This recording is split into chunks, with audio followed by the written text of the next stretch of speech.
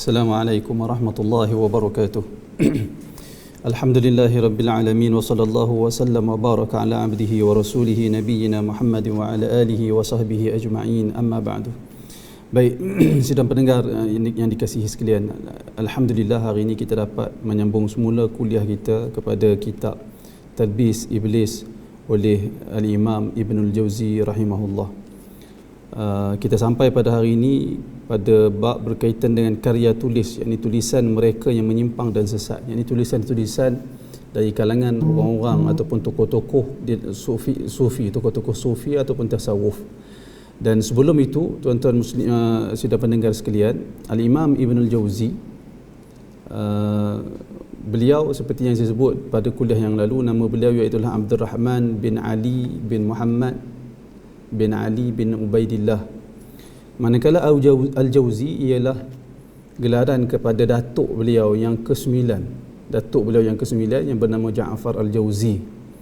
Dan Al-Imam Ibn Al-Jauzi, nasab dia sampai kepada Sayyidina Abu Bakr As-Siddiq radhiyallahu anhu. Maknanya Al-Imam Ibn Al-Jauzi dari cucu cicit kepada sahabat Nabi yang masyhur ahli syurga, iaitulah Abu Bakar As-Siddiq radhiyallahu anhu.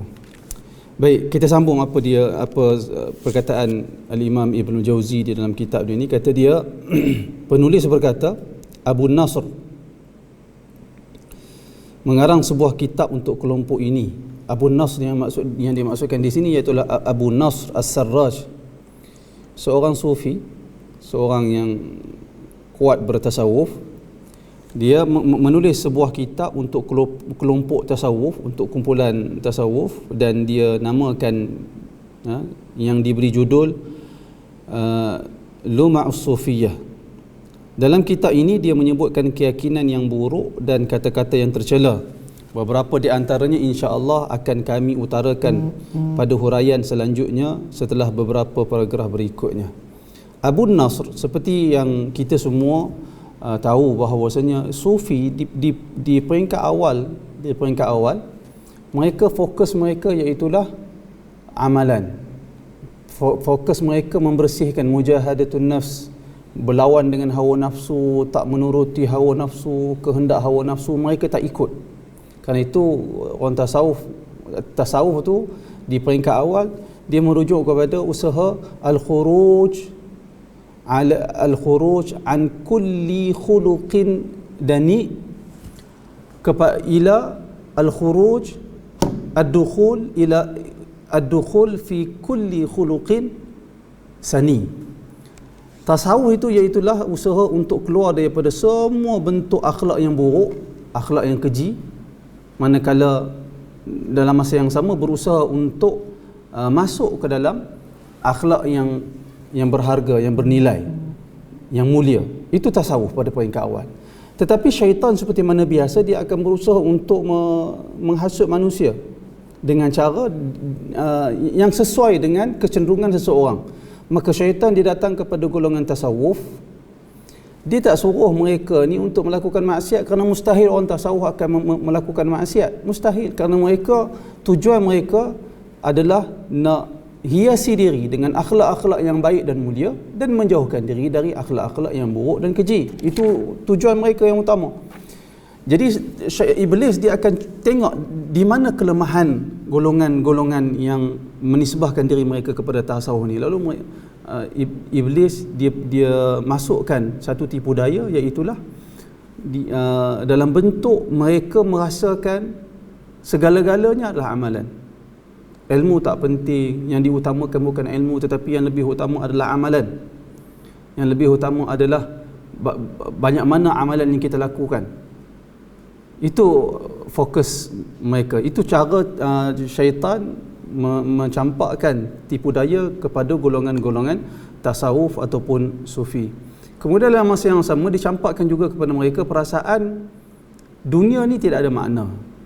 Dunia ni tidak ada makna. Mereka lupa bahawasanya dunia, semua nikmat dan pemberian dunia ini Allah Ta'ala kurniakan kepada orang beriman untuk maslahah kehidupan mereka, untuk mereka aturkan kehidupan di dunia ini, kerana Allah Subhanahu Wa Ta'ala ciptakan dunia ini untuk orang beriman.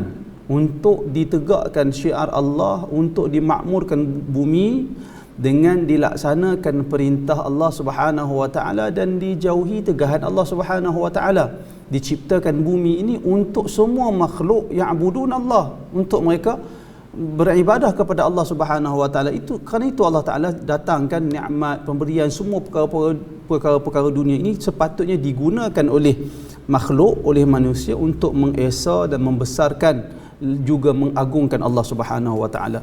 Tetapi syaitan telah menipu daya mereka sehingga mereka merasakan dunia ni tidak ada erti. Dunia ini seperti binatang-binatang hina lagi keji yang sentiasa mendatangkan masalah kepada manusia, seperti kalajengking, ular. Itu nisbah dunia pada mereka. Lalu mereka akan usaha meninggalkan dunia. Kerana apa? Kerana nak memberi fokus kepada ibadah. Lalu syaitan mainkan lagi tipu daya dia. Lalu timbullah kepada mereka pengalaman kerohanian yang mereka lalui manakala orang lain tidak lalui. Itu peringkat awal. Lalu kemudiannya lahirlah tokoh-tokoh di kalangan mereka dan menulis beberapa karya untuk menulis beberapa karya yang berbentuk pengalaman peribadi, dan akhirnya terbentuklah satu pemikiran golongan tasawuf yang sama sekali berbeza dengan maksud asal yang dikehendaki oleh golongan tasawuf ni. Demikian situasi yang perlu kita tahu. Jadi sekarang ni kita berada pada bab menyebut tentang tulisan-tulisan mereka. Jadi antara yang menulis antara tulisan yang ada di dalam mewakili aliran tasawuf ni, iaitulah kitab yang ditulis oleh Abu Nasr yang bertajuk Luma'us Sufiyah. Akan tetapi disebabkan, cuba kita tengok bagaimana syaitan berjaya menipu daya mereka, iaitulah dengan mereka merasakan kehidupan ini yang utama sekali adalah beribadah, hatta mereka meninggalkan ilmu. Maka itu satu jalan yang paling berjaya di pihak iblis, paling berjaya, iaitulah apabila iblis berjaya menjauhkan manusia daripada ilmu, maka manusia akan terjebak dalam lembah-lembah kejahilan, mereka akan berada di dalam kegelapan, dan lebih malang sekali kegelapan yang mereka berada di dalamnya itu, mereka merasakan itu adalah cahaya. Ini lebih dahsyat fitnah dia. Maka lahirlah golongan-golongan yang menulis kitab-kitab yang berkaitan dengan pengalaman kerohanian dan perkara-perkara yang mereka dapat dinamakan sebagai ilham dan seumpamanya. Antaranya kitab yang disebut oleh Al-Imam Ibn Jauzi di sini, iaitulah yang bertajuk Luma'us Sufiyah. Sehingga kan di dalamnya disebutkan keyakinan-keyakinan yang buruk dan kata-kata yang tercela. Selain daripada beliau, ada Abu Talib Al-Makki, penulis ataupun mengarang sebuah kitab untuk mereka, yakni golongan tasawuf, yang tajuk dia Qutul Qulub. Kitab Qutul Qulub ni kitab yang masyhur, yang maksudnya masyhur. Semua orang mengaji, boleh dikatakan kebanyakan orang yang mengaji agama ni biasa dengar kitab Qutul Qulub yang ditulis oleh Abu Talib Al-Makki. Abu Talib Al-Makki, kalau kita tengok dia ni, memang kita tak boleh nafikan satu perkara. Di kalangan mereka ni diberikan kecerdikan dan kepintaran. Antaranya Abu Talib Al-Makki, orang yang bijak, orang yang pintar, sehingga Al-Imam Az-Zahabi di dalam Siyar A'lamin Nubala memperakui kepintaran dan kebijaksanaan Abu Talib Al-Makki. Cuma dia bila berdebat, dia menang, dia rasa bangga dengan diri dia, sehingga sebahagian para ulama merasakan mereka bimbang dengan sikap bangga diri dia tu, dengan sikap bangga diri. Dan mereka ni seperti yang saya sebut di awal tadi, disebut oleh Al-Imam Ibn Jauzi, mereka akan meninggalkan dunia. Mereka merasakan dunia ini adalah sebab masalah. Mereka merasakan dunia ini adalah sebab mereka meninggalkan ibadah. Lalu mereka tinggalkan dunia kerana mereka nak fokus kepada ibadah. Dan antara yang mereka tinggalkan adalah mereka tak nak makan. Mereka tinggalkan makan. Dan mereka suka melaparkan diri mereka. Antara yang menempuh jalan melaparkan diri ini iaitulah Abu Talib Al-Makki. Sehingga kan dia ni amat jarang mengambil makanan, tetapi manusia tetap kena ada makan. Tapi untuk ganti makanan dia ambil hashish. Hashish ni saya ingat ganja, daun ganja tu, dia makan daun ganja. Sehingga dikatakan Al-Imam Az-Zahabi dalam Siyar A'lamin Nubala kata sehingga ikhdarra jilduhu, sehingga kulit jadi warna hijau. Wallahu alam, warna hijau macam mana, wallahu alam. Tapi dia selalu makan daun ganja tu untuk ganti makanan kerana dia merasakan makanan itu adalah dunia dan yang perlu ditinggalkan. Itu Abu Talib Al-Makki dengan kitab dia Qutul Qulub. Katanya lagi di dalam kitab tersebut, yang ini dalam kitab Qutul Qulub, Abu Talib Al-Makki menyebutkan banyak sekali hadis batil yang tidak berdasar, hadis-hadis palsu. Bahkan bukan setakat Al-Imam Ibn Jauzi, Al-Imam Nawawi yang datang selepas daripada Ibn Jauzi juga memberi peringatan ataupun memperingatkan orang Islam supaya berhati-hati dengan kitab Qutul Qulub. Seperti hadis-hadis tentang salat selama dia dalam kitab Qutul Qulub, dia sebut solat-solat yang ditunaikan pada siang dan malam hari, sehingga dia sebut juga satu solat yang dinamakan sebagai salatu yaumil ahad, sembahyang pada hari Ahad. Jadi perkara itu dah ternyata begitu jelas dia tidak bersumberkan daripada hadis-hadis yang sahih, sebaliknya hadis-hadis yang palsu dan hadis-hadis yang maudhu'. Sebab tu di dalam kitab ni dia sebut pun riwayat palsu lainnya. Dia sebut tentang salat-salat yang ditunaikan pada siang dan malam hari yang berdasarkan kepada riwayat-riwayat palsu dan dusta. Dia juga menyatakan akidah yang rosak. Disebutkan di dalam kitab ini sebahagian ahli mukasyafah berkata, ataupun sebenarnya dalam kitab Qutul Qulub ni dia Abu Talib Al-Makki selalu sebut qala ba'dul mukasyafin, qala ba'dul mukasyafin, telah berkata sebahagian orang yang telah tersingkap tabir. Dia kata sedemikian. Akan tetapi kalau kita tengok dalam kitab Qutul Qulub yang dicetak yang ada pada hari ini, dia tak ada perkataan ni. Yang adanya barangkali wallahu alam, barangkali wallahu alam, tapi yang ada dia sebut qala ba'dul, dia tak guna perkataan mukasyafin, tapi dia guna perkataan yang lain. Saya tak ingat perkataan yang dia gunakan. Tetapi yang penting Al-Imam Ibn Jauzi barangkali dia melihat tulisan asal yang ditulis oleh Abu Talib Al-Makki. Kemudian kata dia ini adalah perkataan kosong dan bahkan menukil dari sebahagian sufi bahawa Allah menampakkan diri kepada para walinya di dunia. Ini tuduhan ini satu perkara yang paling dahsyat sekali, antara perkara yang dahsyat yang disebut oleh Abu Talib Al-Makki di dalam kitab dia Qutul Qulub, iaitu dia mendakwa sebahagian para awliya, para wali ini Allah Subhanahu wa taala tajalla, Allah Taala menzahirkan diri dia di hadapan para wali di dunia ini, sedangkan ayat Al-Quran dan hadis menunjukkan tidak ada sesiapa boleh melihat Allah Subhanahu wa taala di dunia ni, tak ada sesiapa pun. Kemudian kata dia Abu Tahir Muhammad bin Al-Alla menceritakan Abu Talib Al-Makki datang ke kota Basrah sepeninggalan Abu Husain bin Salim. Dia sefaham dengan Abu Husain. Setelah itu dia berangkat menuju Baghdad dan tiba di sana. Orang-orang berdatangan guna memperdengarkan nasihat dia. Dia datang, Abu Talib Al-Makki seorang yang terkenal dengan kebijaksanaan dia. Bila dia datang ke Baghdad, orang ramai datang pergi kat jumpa di majlis dia untuk dengar nasihat dan pengajaran daripada dia. Dalam majlis dia tersebut, tetapi dia menyampaikan kata-kata yang bercampur aduk. Dia mencampur-campurkan perkataan dia antara peringatan, hadis, perkara yang lain dia campur adukkan dalam perkataan dia tu, sehingga dia ucapkan satu perkataan yang amat dahsyat, iaitulah dia kata tidak ada yang lebih bahaya bagi makhluk melebihi Khaliq. Dia kata yang paling bahaya, yang paling mendatangkan mudarat kepada makhluk ini adalah Khaliq, iaitulah Tuhan. Dia kata laisa 'alal khalqi adarru minal khaliq. Tidak ada sesuatu yang lebih dahsyat mendatangkan mudarat kepada manusia melainkan Tuhan itu sendiri. Oh, dahsyat perkataan dia ni. Terang sahaja, lalu menyebabkan orang-orang menghukumkan dia sebagai bid'ah. Sesudah itu dia tidak lagi dibenarkan berbicara ataupun dia tidak lagi menyampaikan apa-apa ucapan dia di hadapan orang ramai, disebabkan dia telah dituduh sebagai bid'ah dan seumpamanya dari perkataan-perkataan yang dia sendiri keluarkan. Itu antara kitab golongan tasawuf yang jauh menyeleweng daripada panduan Al-Quran dan Sunnah, iaitulah kitab, antaranya salah satu yang disebut dalam ni iaitulah kitab Qutul Qulub oleh Abu Talib Al-Makki. Kemudian Al-Khatib berkata Abu Talib Al-Makki mengarang satu kitab yang dia beri judul Qutul Qulub, kitab yang tadi kita bincangkan, dengan bahasa kaum sufi. Di dalam kitab ini dia menyebut banyak hal mungkar dan tercela berkaitan dengan sifat-sifat Allah Subhanahu wa taala.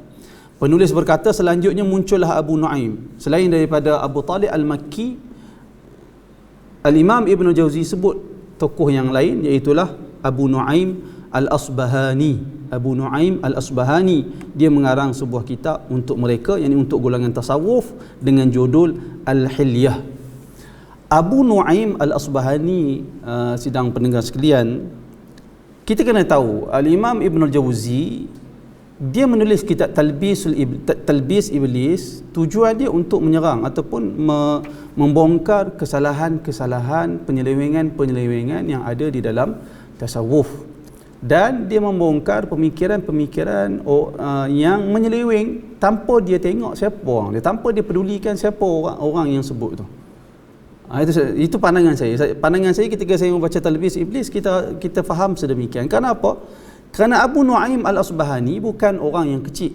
Abu Nuaim Al-Asbahani satu tokoh yang besar.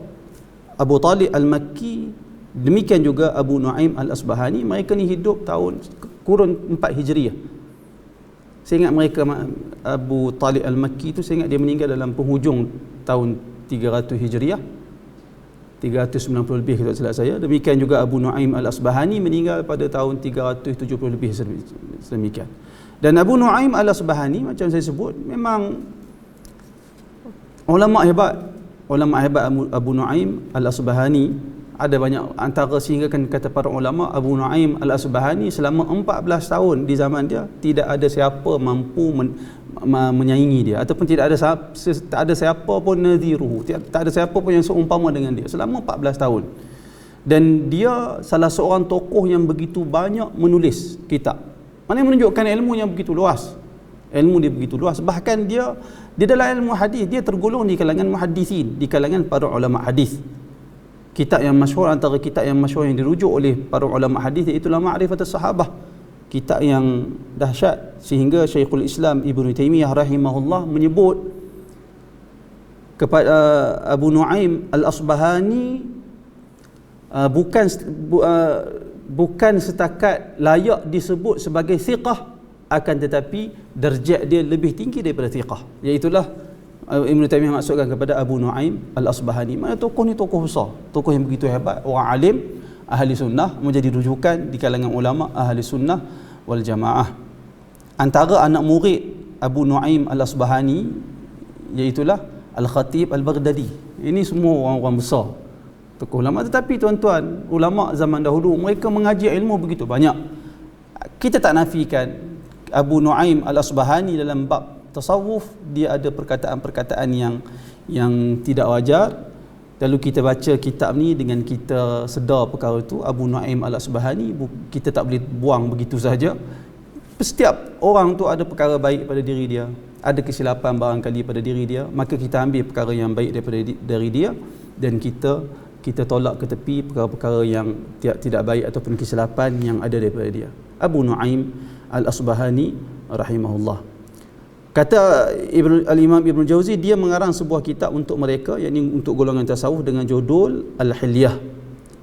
Satu perkara yang kita perlu jelas dalam masalah ni, iaitulah siapa pun orang itu, ulama kecil ke dia, ulama besar ke dia, tokoh yang besar ataupun tokoh yang kecil, la yuhtaj, perkataan mereka tidak dijadikan hujah. Al-aqwalul ulama la yuhtajju laha, la yahtajju biha, perkataan para ulama ni tidak dijadikan hujah dengan perkataan mereka.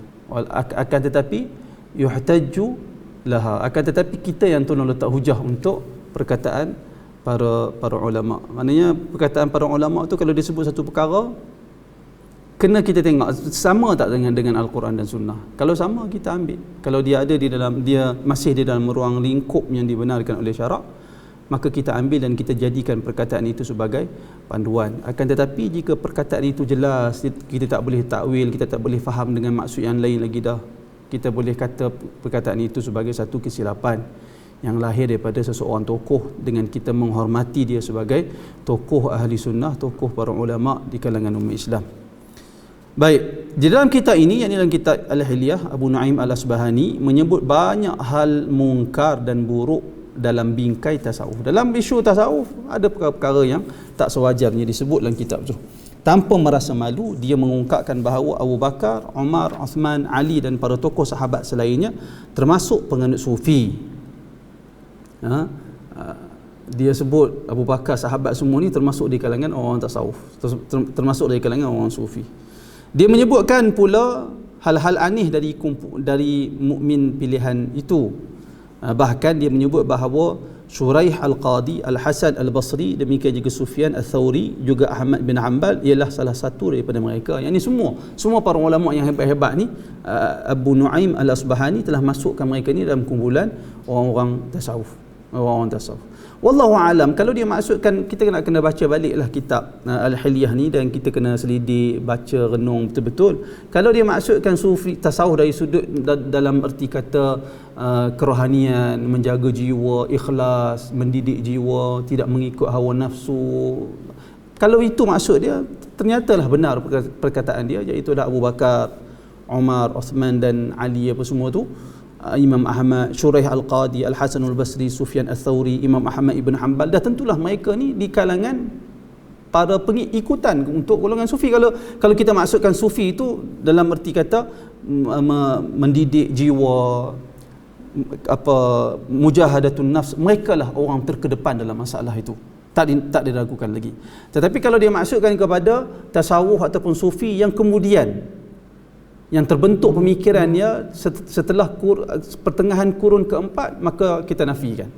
Abu Bakar, Umar, Uthman, Ali, Shuraih Al-Qadi, Sufyan Al-Hasan Al-Basri, Sufyan Al-Thawri, Imam Ahmad bin Hanbal, tak ada kaitan dengan mereka, bahkan berlepas diri dengan mereka semua. Bila dah masuk anasir-anasir tarian di dalam menari ketika berzikir dan seumpamanya, itu dah tentulah perkara itu tak ada kaitan dengan para sahabat dan para ulama yang mulia yang awal di kalangan salafus salih. Seperti itu juga yang disebutkan oleh As-Sulami dalam Tabaqatus Sufiyah, Al-Fudail, Ibrahim bin Adham dan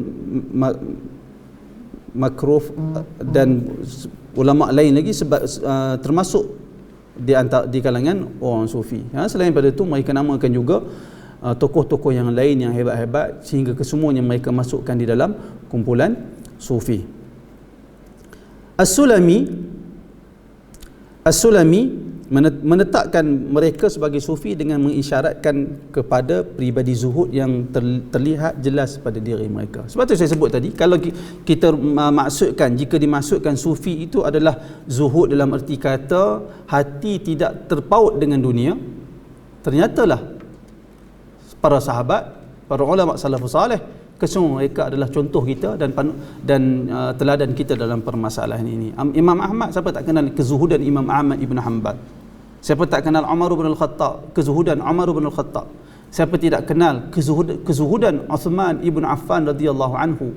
Sekalipun beliau kaya, tetapi hati beliau sama sekali tidak terpaut dengan harta dunia, kerana beliau telah membuktikan beliau telah mengorbankan harta yang begitu banyak di dalam peperangan Tabuk, sehingga Nabi SAW ketika tentera Muslim yang dipimpin oleh Nabi Muhammad SAW dalam peperangan Tabuk memerlukan bantuan dan nafkah daripada orang Islam yang kaya di zaman itu, Uthman, orang yang paling banyak, telah menginfakkan harta dia di hadapan Nabi Muhammad SAW. Uthman radhiyallahu anhu mendatangkan harta yang begitu banyak dan dilunggukkan di hadapan Nabi SAW. Nabi melihat harta yang diinfakkan oleh Uthman begitu banyak, Nabi menggeling-gelingkan kepala baginda, lalu Nabi SAW bersabda, ma darra Uthman ba'da ma fa'ala al-yawm. Tidak ada sesuatu yang boleh memudaratkan Uthman setelah kebajikan yang telah dia buat pada hari ini. Tak ada. Pahala dia begitu berlipat kali ganda. Uthman bila didengar perkataan Nabi tersebut, dia infakkan lagi harta dia. Ratusan ekor unta diinfakkan untuk dijadikan tunggangan di dalam peperangan Tabuk, sehingga dikatakan sampai 900 ekor unta. Cuba bayangkan bagaimana kayanya Uthman dan bagaimana banyaknya harta yang diinfakkan oleh Uthman di dalam peperangan Tabuk. Ini orang zuhud. Ini adalah contoh kezuhudan yang dibuktikan oleh para sahabat, demikian juga para ulama salafus salih selepas daripada para sahabat. Kesemua mereka ini Allah Taala redha mereka. Mereka adalah contoh di dalam bab ilmu, mereka adalah contoh yang terbaik di dalam bab kezuhudan, mereka juga contoh yang baik di dalam segala sudut kehidupan beragama. Mereka adalah contoh kita. Maka kalau dimaksudkan sufi dan zuhud, tasawuf itu merujuk kepada kezuhudan itu, merujuk kepada tidak terikat dan hati tidak dikuasai oleh dunia, maka sudah tentulah benar Abu Bakar, Umar, Uthman, Ali, Shuraih Al-Qadi, Al-Hasan Al-Basri, Sufyan Al-Thawri, Imam Ahmad Ibn Hanbal, kesemua mereka ini adalah contoh ikutan dalam bab zuhud jika itu yang dimaksudkan. Kita tak nafikan kerana mereka jelas kezuhudan mereka. Kemudian kata lagi, tasawuf adalah satu faham terkenal yang lebih dari sekadar zuhud. Tetapi masalah tasawuf yang ada pada hari ini, yang bermula, yang mana penyelewengan itu bermula setelah berlalunya pertengahan kurun keempat. Penyelewengan itu bermula setelah berlalunya kurun yang keempat Hijriyah. Dia bukan sekadar fokus kepada zuhud, tetapi lebih dahsyat lagi daripada zuhud. Maksudnya dia keluar daripada persoalan zuhud semata-mata. Buktinya tidak ada orang yang mencela zuhud. Zuhud semua orang boleh terima. Semua orang Islam, semua para ulama menerima adanya zuhud ataupun adanya anjuran untuk zuhud di dalam dunia ni. Sehingga Imam Nawawi dalam kitab Riyadhus Salihin buat satu bab zuhud. Bab membicarakan tentang kezuhudan di dunia. Disebut oleh Imam Nawawi, kesemua para ulama sepakat, kesemua para ulama agama menganjurkan kita untuk zuhud ketika hidup di dunia. Sementara banyak orang yang mencela, tak ada ulama yang mencela zuhud, tetapi yang dicela ialah tasawuf yang terkeluar daripada batas zuhud. Demikian seperti dijelaskan pada huraian yang berikutnya. Kata dia lagi, Abdul Karim bin Huwazin Al-Qushairi menuliskan kitab Ar-Risalah untuk kelompok sufi. Di dalamnya dia menyebutkan penjelasan-penjelasan aneh terkait kefanaan dan keabadian. Ini semua perkara-perkara yang kita akan dengar di dalam ilmu-ilmu tasawuf. Perkara ini wallahu ta'ala alam. Kalau kita tengok di awal, kita tengok punca bagaimana talbis tipu daya iblis terhadap golongan-golongan tasawuf ini, iaitulah menjauhkan mereka daripada ilmu. Ini antara sebab pertama kesesatan mereka, ataupun penyelewengan, ataupun kalau dalam bahasa yang begitu agak sopan, ketergelinciran mereka. Bahasa yang paling sopan sekali iaitulah apabila antara punca utama ketergelinciran golongan tasawuf ataupun sufi, iaitulah apabila mereka berjaya ditipu daya oleh iblis dalam bab menjauhkan mereka daripada ilmu, dan menganggap dunia ini seperti tidak ada makna. Dia macam tu. Ini antara sebab utama. Kenapa mereka akan sibuk beribadah semata-mata tanpa ada ilmu? Mereka akan, bila mereka menganggap dunia ini adalah racun, maka mereka akan menjauhkan dunia, menyebabkan mereka tak makan, mereka lebih suka bertapa, menyendiri, beruzlah, mengasingkan diri. Bila tenaga tak ada, lemah badan, keinginan untuk beribadah begitu kuat, lalu datanglah bisikan-bisikan, sebahagiannya tipu daya syaitan kepada mereka. Lalu mereka tulis pengalaman kerohanian ni yang banyak perkara yang menyeleweng. Syekhul Islam Ibn Taymiyah rahimahullah sebut banyak cerita bagaimana tipu daya syaitan kepada golongan-golongan abid, golongan-golongan ibadah. Ada di kalangan mereka yang kata Syekhul Islam Ibn Taymiyah rahimahullah, dia berjalan, dia dengar ada pokok yang bagi salam kat dia. Ada pokok bagi salam kat dia. Assalamualaikum wahai wali Allah. Pokok tu bercakap. Tapi sebenarnya syaitan. Sebenarnya syaitan yang pergi dekat pokok tu dan memperdengarkan suara dia kepada orang yang kaki ibadah tetapi jahil. Lalu orang yang kaki ibadah yang jahil tadi, dia terkejut, subhanallah, pokok kata aku wali Allah. Sehingga Ibn Taymiyah juga kata iblis juga datang dalam bentuk sekumpulan burung. Lalu burung datang pergi dekat dengan abid kaki ibadat yang jahil itu, memberi salam dan sebut, kamulah wali Allah, maqam kamu telah tinggi, macam-macam lagi perkara. Banyak pengalaman kerohanian yang disebut oleh Syekhul Islam Ibn Taymiyah dialami oleh golongan-golongan tasawuf dan sufi yang jahil. Yang kedua, mereka meninggalkan dunia, mereka dalam keadaan lapar, sehingga ada di antaranya Ibn Taymiyah kata ada syaitan datang kepada dia dan menjadikan dia nampak diri dia yang kedua di luar rumah. Lalu syaitan kata, kamulah wali, kamulah Imam Mahdi. Lalu bila syaitan bisikkan ke dalam hati ahli ibadah yang jahil tadi ni, dalam keadaan dia lapar, dia tak makan, barangkali perasaan macam-macam kecelaruan dalam pemikiran dan emosi dia, syaitan datang tambah lagi kecelaruan dan kecelaruan dalam emosi dia. Syaitan kata, kamulah Imam Mahdi. Lalu dia bertanya, apa bukti aku Imam Mahdi? Syaitan kata, tengok pada di antara pusat dan dada kamu ada tanda, ada tai lalat sebagai contoh. Saya pun tak ingat dah apa. Panjang cerita Ibn Taymiyah sebut dalam kitab dia, dalam Majmu' Fatawa.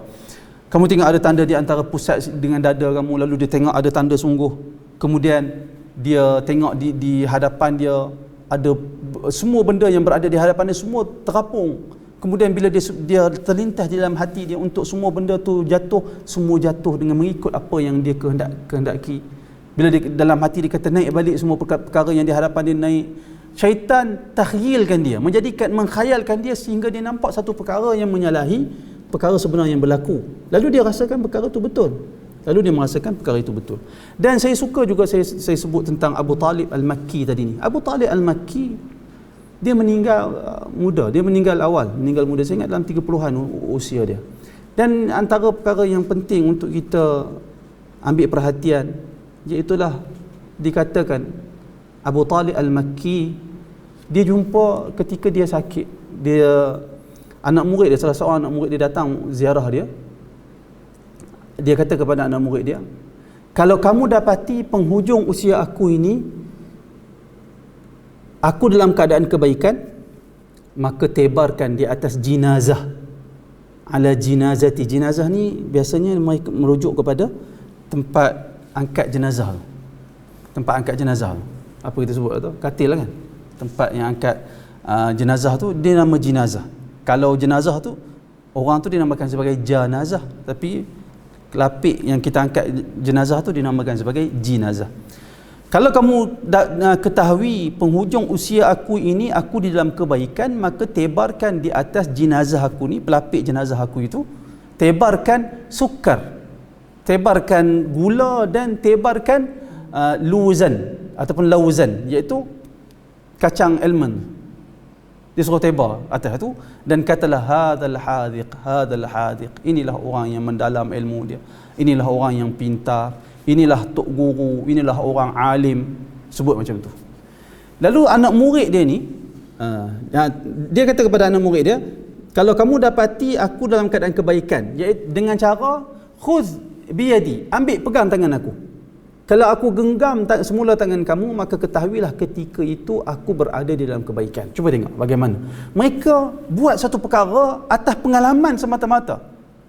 Itu yang ada mukasyafah, dia ada sehingga sufi tasawuf ni mereka merasakan, mereka sampai ke satu tahap mereka tidak perlu lagi kepada dalil, sehingga hati dan ruh mereka itu dapat menyelinap dan menyingkap kebenaran bersendirian tanpa perlu ada panduan Al-Quran dan Sunnah. Ini bahaya dia, kerana mereka telah ketepikan Al-Quran dan Sunnah. Lalu Abu Talib Al-Makki, ketika dia nazak, anak murid dia yang cerita tadi ni, anak murid dia datang kat dia, dan dia, Abu Talib ni, pegang tangan anak murid itu dengan genggaman yang begitu kuat. Maka tahulah anak murid ni, tok syekh dia Abu Talib Al-Makki mati dalam keadaan baik. Kerana Abu Talib Al-Makki sendiri bagi tahu, kalau aku genggam, mana ketahuilah ketika aku nazak tu aku dalam keadaan baik, aku dalam keadaan husnul khatimah, aku berada dalam keadaan baik. Lalu bila dia meninggal dunia, anak murid dia tadi ni buatlah seperti yang dipesankan untuk kepada mereka, iaitulah ditebarkan gula dan kacang almond di atas jenazah dia, di atas katil ataupun pelapik mengusung jenazah dia, dan diserulah hadzal hadiq, inilah orang yang alim, inilah orang yang mendalam ilmu dia, inilah orang yang hebat ilmu dia. Dilakukan. Itu menunjukkan bagaimana bahayanya orang ni, banyak dia try and error. Dia cuba dulu, dan perkara ni kita akan tengok perkara ini dilakukan oleh golongan-golongan tasawuf dan sufi sehingga ke hari ini. Berapa ramai di kalangan orang yang cuba-cuba nak teka diri dia Imam Mahdi. Kok betul aku Imam Mahdi. Berapa ramai orang cuba teka sekian-sekian, cuba teka sekian-sekian. Perkara ini jangan dicuba. Perkara ini jangan dicuba kerana kita tak tahu. Kita hidup di dunia bukan bersendirian. Maksudnya manusia bukan bersendirian hidup di dunia ni. Akan tetapi manusia hidup di dunia ada satu peperangan yang dahsyat yang kita sedang berperang, iaitu berperang dengan iblis dan syaitan yang sentiasa berusaha untuk menyelewengkan kita daripada Al-Quran dan Sunnah. Baik, kita sambung lagi. Dia kata kemudian muncul Muhammad bin Tahir Al-Maqdisi. Sebelum tu Abdul Karim Al-Huwazin Al-Qushairi menuliskan kitab Ar-Risalah untuk kelompok sufi. Di dalamnya dia menyebutkan penjelasan-penjelasan aneh terkait kefanaan. Ini semua istilah-istilah di dalam kesufian, cerita tentang fana. Fana ni iaitulah perkara yang dia isyarat kepada seseorang yang telah sampai ataupun telah berjaya menggugurkan sifat-sifat keji pada diri dia. Itu fana di sisi sufi lah. Fana ni apabila seorang sufi, seorang yang berada dalam tasawuf, ilmu tasawuf, berjaya menggugurkan, menghilangkan, memusnahkan, menghancurkan sifat-sifat keji yang ada pada setiap orang. Itu fana, itu maqam fana. Dia bercakap tentang kefanaan, dan dia juga bercakap tentang keabadian, yakni al-baqa. Al-baqa ni lawan kepada fana, iaitulah bila fana, seorang sufi itu berjaya menghancurkan sifat-sifat celah yang ada pada diri manusia, manakala baqa iaitulah dia berjaya menegakkan sifat-sifat yang terpuji pada diri dia. Itu baqa.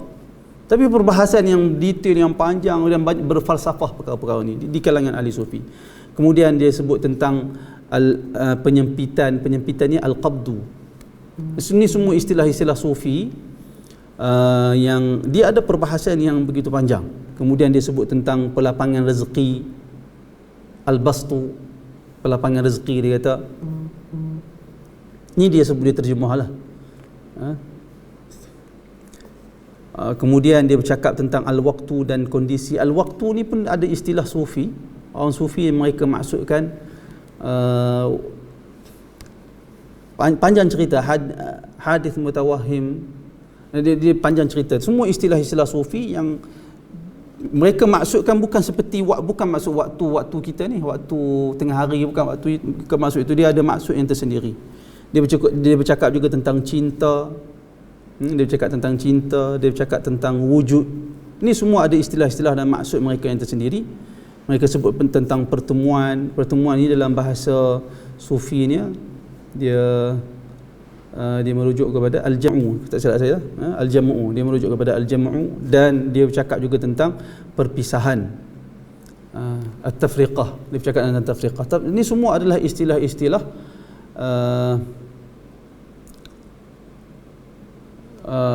istilah-istilah sufi. Yakni at-tafriqah ni iaitulah usaha seorang hamba untuk menegakkan sifat ubudiyah pada diri dia, sehingga dia seperti nak buang sifat-sifat kemanusiaan pada diri dia.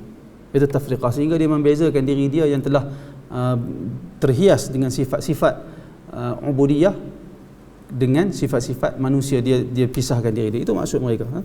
Kemudian demikian juga dia bercakap tentang sadar, kemudian tentang mabuk cinta, as-sukr, maksudnya tentang mabuk cinta disebabkan rindunya kepada Allah Subhanahu wa taala, sehingga mereka seperti orang yang mabuk. Macam penampakan dan kehadiran mukasyafah, penyikapan yang saya sebut tadi, mukasyafah ni seperti macam tadilah, dia tidak perlu kepada dalil syarak untuk mengetahui kebenaran ataupun kebatilan, sehingga diri dia sendiri mampu bertemu dengan kebenaran dengan sendirinya. Dia cakap tentang petanda penciptaan dan pemberi kuasa, syariat dan hakikat. Semua ni adalah istilah-istilah yang memiliki maksud-maksud yang tersendiri dan aneh-aneh huraian-huraian dia. Huraian dia begitu aneh. Apa yang mereka masukkan di dalamnya, mereka campur adukkan dengan falsafah yang jauh daripada Al-Quran dan Sunnah. Kemudian kata lagi, kemudian muncul Muhammad bin Tahir Al-Maqdisi. Muhammad bin Tahir Al-Maqdisi yang menulis kitab berjudul Safwatut Tasawuf. Muhammad bin Tahir Al-Maqdisi ini juga merupakan antara ulama umat. Antara ulama umat. Saya bila nama-nama tokoh-tokoh besar seperti Abu Nu'aim Al-Asbahani apa semua ni, saya sebut tadilah, Al-Imam Ibn Jauzi dia sebut dari sudut kesilapan ataupun ketergelinciran tokoh-tokoh ni dalam bab sufi, tetapi bukan bermaksud kita tolak ilmu orang tu. Kerana Abu Nu'aim Al-Asbahani, demikian juga Muhammad bin Tahir Al-Maqdisi merupakan tokoh yang besar di dalam agama. Mereka memberi sumbangan yang banyak di dalam ilmu agama, hatta termasuk di dalam ilmu hadis, seperti Abu Nu'aim Al-Asbahani, tokoh ulama hadis yang begitu hebat, dirujuk menjadi rujukan. Baik, kemudian muncul Muhammad bin Tahir Al-Maqdisi yang menulis kitab berjudul Safwatut Tasawuf, yang kitab khusus kelompok sufi. Dalam kitab ini Al-Maqdisi menyebut banyak hal yang membuat malu orang yang berakal jika diminta untuk menyampaikannya kepada khalayak ramai, dan dari situlah kami akan menyebutkan sebahagian yang pantas ataupun patut disebutkan, lalu meletakkan semua ini pada bahagian masing-masing, insya-Allah. Nanti Ibn Jauzi akan letakkan pada bab dia. Syekh kami Abdul Fadl bin Nasir Al-Hafiz suatu ketika menegaskan pernyataan Ibn Tahir menganut aliran bebas. Menganut aliran bebas ni, kalau kita tengok dalam teks Arab dia sebut yadhhabu madhhabal ibahah. Yadhhabu madhhabal ibahah. Madhhabal ibahah ni bukan maksud aliran bebas, maksudnya yadhhabu madhhabal ibahah ni, wallahu alam, ibahah ni barangkali dia maksudkan kepada Abu Tahir Muhammad bin Tahir Al-Maqdisi ni, dia dalam beberapa perkara yang majoriti ulama menganggap dia haram, dia kata halal. Antaranya seperti lagu, dengar muzik sebagai contoh lah, dan demikian juga sebagai contoh, dia ni berpandangan boleh tengok amrat. Amrat ni budak lelaki, biasanya merujuk kepada budak-budak yang segak-segak, yang kecil, yang budak lah. Kan ada sebahagian orang lelaki ni dia segak. Jadi majoriti para ulama tak benar kan, kalau sesiapa orang lelaki tengok budak lelaki yang segak-segak sehingga mendatangkan nafsu kepada dia, haram dia tengok. Tapi Muhammad bin Tahir Al-Maqdisi ni dia tak kata haram, dia kata harus. Tapi benda tu tak pelik bagi saya, disebabkan Muhammad bin Tahir Al-Maqdisi ni dia zahiri. Dia bermazhab zahiri. Memang mazhab zahiri beranggapan muzik itu harus, melihat budak-budak amrat itu harus. Ini termasuk dalam ini mazhab zahiri. Jadi dia sebut kat sini, Syekh kami Abu Fadl bin Nasir Al-Hafiz suatu ketika menegaskan pernyataan Abu Tahir menganut aliran yang menganggap halal perkara yang sebahagian ulama menganggap haram. Syekh rahimahullah pun berkata, Ibnu Tahir, yakni Muhammad bin Tahir Al-Maqdisi menyusun kitab mengenai bolehnya memandang remaja belia yang belum tumbuh dan memiliki janggut. Yakni yang saya sebut tadilah al-amrat, budak-budak amrat, ataupun murdun, budak-budak yang saya sebut tadi. Di kitab ini, dalam kitab ini dia menyebut satu kisah dari Yahya bin Ma'in, bahawa dia menceritakan, aku lihat gadis kecil yang amat cantik di Mesir, semoga Allah melimpahkan rahmat kepadanya. Kepada Yahya bin Ma'in dikatakan, kamu mendoakannya? Dia menjawab, semoga Allah melimpahkan rahmat kepadanya dan juga kepada setiap anak laki-laki rupawan. Yang ini dia nisbahkan kepada Yahya bin Ma'in perbuatan melihat budak-budak segak ni. Dia nisbahkan perkataan tu kepada Yahya bin Ma'in. Sedangkan Yahya bin Ma'in seorang ulama yang besar sezaman dengan sahabat kepada Imam Ahmad bin Hanbal, dan pernah berjumpa dengan ataupun sezaman juga dengan Al-Imam Syafi'i rahimahullah. Yahya bin Ma'in, kawan baik sahabat kepada Imam Ahmad bin Hanbal. Syekh kami Ibn Nasir berkomentar, Ibn Tahir iaitu Muhammad bin Tahir Al-Maqdisi tidak boleh dijadikan hujah, yakni ikutan dalam bab beragama. Ini perkataan Ibn Nasir. Kemudian muncul Abu Hamid selain daripada itu, muncul juga tokoh yang lain di dalam menulis ataupun menyumbang, memberi penulisan menulis untuk golongan tasawuf, iaitulah Abu Hamid Al-Ghazali ataupun Al-Imam Al-Ghazali rahimahullah, tokoh yang masyhur sehingga para ulama di dalam mazhab Syafi'i menggelarkan Al-Imam Al-Ghazali sebagai Hujjatul Islam. Sebagai Hujjatul Islam disebabkan kepintaran dan kehebatan juga penguasaan ilmu Al-Imam Al-Ghazali rahimahullah, dan kita tak boleh nafikan perkara ni. Penguasaan ilmu Abu Hamid Al-Ghazali, alim, begitu alim, tabahur fil ilm, begitu meluas ilmu Imam Ghazali ni, begitu meluas. Jangan ambil ilmu kesufian dia, perkara-perkara yang ada kegelinciran pada ilmu kesufian dia, tetapi ambil pada bab-bab yang baik. Sebab tu buku-buku yang macam ni perlu, kalau nak dibaca, perlu ada panduan guru, perlu ada panduan guru. Bukan boleh semua orang baca. Suatu orang tua-tua dulu kata, siapa yang baca kitab tidak berguru ni, guru dia adalah syaitan. Betul perkataan orang tua dulu. Baca buku, tak boleh baca buku tidak ada asas apa-apa. Tiba-tiba nak baca kitab Ihya Ulumuddin, baca sendiri kat rumah.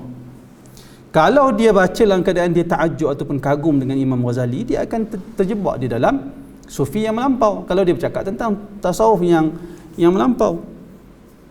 Tapi kalau dia baca kitab Al-Imam Al-Ghazali dalam keadaan hasad dan marah kepada Imam Ghazali, dia akan tuduh Imam Ghazali ni sebagai sesat. Bahkan barangkali dia akan kufurkan Imam Ghazali, barangkali wallahu alam. Tetapi yang penting sekarang ni, setiap orang dia baca kadar kemampuan yang dia boleh baca. Kena hati-hati dalam bab ni. Kerana itu kata para ulama, ta'amul akabir sammul asaghir. Makanan orang-orang besar itu menjadi racun kepada orang kecil. Dalam ilmu apa pun, kalau budak umur 7 tahun, darjah 1, dia baca buku budak universiti, buku universiti, racun ke tak racun untuk dia? Racun kepada dia. Ilmu itu menjadi racun kepada dia. Maka demikian juga ilmu agama. Ta'amul akabir sammul asaghir. Ilmu yang dibaca oleh tokoh-tokoh besar, orang-orang alim, kalau dibaca oleh orang-orang yang jahil, yang tak ada ilmu, dia menjadi racun, bukan mendatangkan kebaikan kepada dia. Sebab tu saya masih ingat dalam perjalanan dengan Syekh Bashir Ahmad Salat, sekarang ni dia ketua ulama Somalia. Saya bagi tahu pada ketika itu, saya bagi tahu kepada dia, saya kata alhamdulillah, kitab Fathul Bari, kata saya Fathul Bari ataupun kitab Tafsir Tabari, saya sebut pada dia pada ketika itu. Saya ingat kitab Fathul Bari telah diterjemahkan ke dalam bahasa Indonesia. Saya kata alhamdulillah. Saya seronok, saya cerita kepada dia dalam bentuk yang rasa macam kagum, hebat. Ilmu telah tersebar dengan luas. Lalu kata Syekh Bashir Ahmad Salat, dia kata, bagi aku dia bukan satu perkara yang baik. Dia bukan satu khabar gembira. Bahkan dia sebenarnya adalah bala. Bahkan terjemahan kitab Fathul Bari itu merupakan ke dalam bahasa Melayu ke bahasa Indonesia, dia merupakan bala, kata dia. Kerana nanti ada orang yang tidak ada asas pengajian Islam, dia baca kitab Fathul Bari, dia tak tahu apa perkara yang boleh diambil, apa yang perlu ditinggalkan, apa yang hanya sekadar baca untuk maklumat sahaja, apa maklumat yang sekadar nak baca dan disimpan tak disampaikan kepada orang lain, tapi dia berguna untuk seorang alim, untuk timbang isu tu, untuk buat pertimbangan dan perbandingan. Ada perkara yang maklumat tu hanya sekadar untuk perbandingan sahaja, bukan untuk disebarkan kepada orang ramai. Syekh Bashir Ahmad Salat, ketika itu saya rasa macam, siapa dia cakap macam tu? Tapi hari ini ternyata apa yang mereka bimbangkan benar berlaku. Ta'amul akabir sammul asaghir. Makanan orang-orang tokoh-tokoh yang besar, bila dimakan oleh orang kecil, dia menjadi racun untuk mereka semua. Maka demikianlah bahan-bahan Al-Imam Al-Ghazali, dia ambil manfaat daripada dia, sehingga kan Syekhul Islam Ibn Taymiyah sendiri memuji dan memperakui manfaat yang ada di dalam kitab Ihya Ulumuddin oleh Al-Imam Al-Ghazali, terutamanya dalam bab zuhud, dalam bab mendidik jiwa dan seumpamanya. Sehingga saya disebut oleh Syekh Muhammad, dia cerita dia pernah duduk di dalam majlis Syekh Al-Albani rahimahullah. Ada seorang mengadu kepada Al-Albani di kalangan kawan-kawan mereka yang mengaji agama ni, suka sesatkan orang itu, suka sesatkan orang ni, suka kata bagi tahu kat orang jangan ikut orang ni menyeleweng, orang tu menyeleweng. Ada orang bagi tahu kepada Al-Albani, ada pihak yang buat sedemikian. Kata Al-Albani rahimahullah, aku perintahkan, aku nasihatkan kepada orang tersebut untuk dia tinggalkan kitab-kitab aku. Jangan baca kitab aku, tetapi suruh dia baca kitab zuhud di dalam Ihya Ulumuddin yang ditulis oleh Al-Imam Al-Ghazali. Itu perkataan Syekh Muhammad Nasiruddin Al-Albani rahimahullah.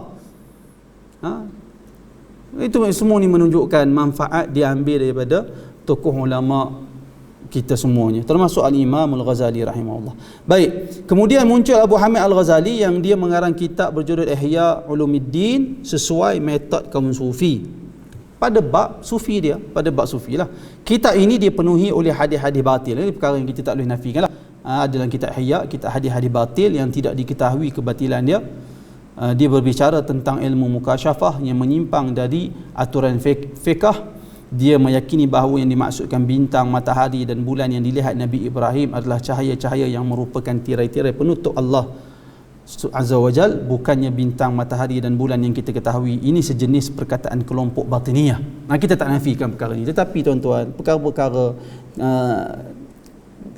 kegelinciran para ulama ni bukan Imam Ghazali sahaja, bahkan semua orang, kita hampir boleh kata ke semua mereka, ke semua para ulama ataupun majoriti tak selamat daripada kesilapan, ke semua. Al-Imam Sakhawi dia sebut tentang perkataan nama-nama ulama, 7 orang ulama fiqh Madinah. Dia sebut perkataan, dikatakan siapa tulis nama 7 orang fuqaha Madinah pada bekalan, pada makanan yang dibuat bekal dalam permusafiran, tak masuk ulat makanan tersebut, tak akan busuk, tidak akan berulat. Ini perkataan Al-Imam, bukan perkataan Al-Imam Sakhawi, tetapi dia nukilkan perkataan ini di dalam kitab dia tanpa sebarang komentar.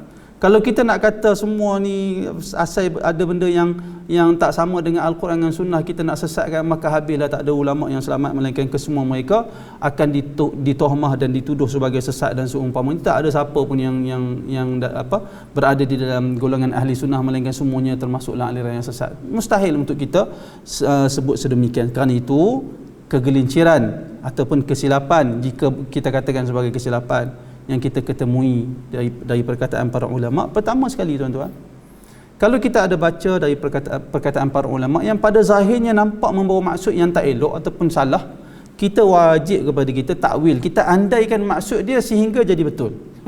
Kerana dia Muslim, dia ulama.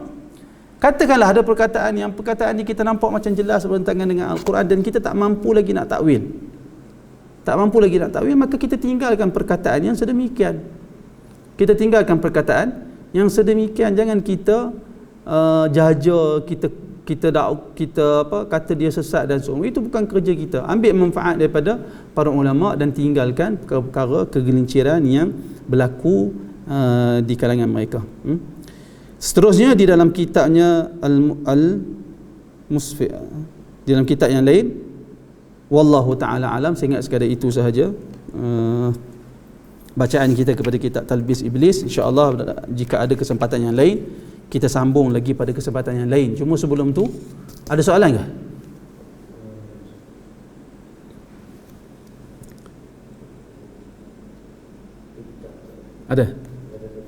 Ada satu apa?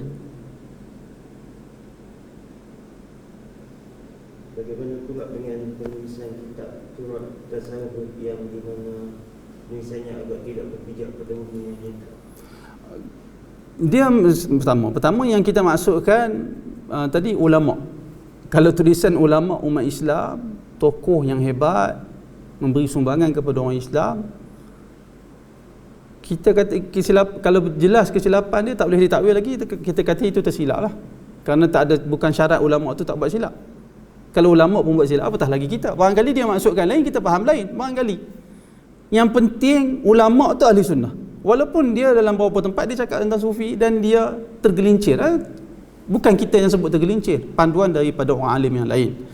Tapi kalau orang tu bukan ulama, ternyata tidak diketahui kebaikan tentang dia, tak ada sebut tentang dia ni tak didapati tak ada perkataan yang sama dengan Al-Quran dan Sunnah, ataupun yang ada pun amat sikit sangat, itu tak termasuk. Yang kita masukkan adalah para ulama ahli sunnah seperti Abu Nu'aim Al-Asbahani, Muhammad bin Talib Al-Maqdisi, Muhammad bin Talib Al-Maqdisi, ni semua Al-Imam Al-Ghazali, ni semua orang-orang yang saya tak tahu untuk kita kata mereka ni terlampau alim. Al-Imam Al-Ghazali dirujuk dalam ilmu fiqh dan usul fiqh, hebat. Dalam bab kerohanian hebat, Al-Imam Al-Ghazali hebat. Cuma dalam bab kesufian ada sedikit unsur-unsur gulat, unsur-unsur melampau, maka kita tolak ke tepi.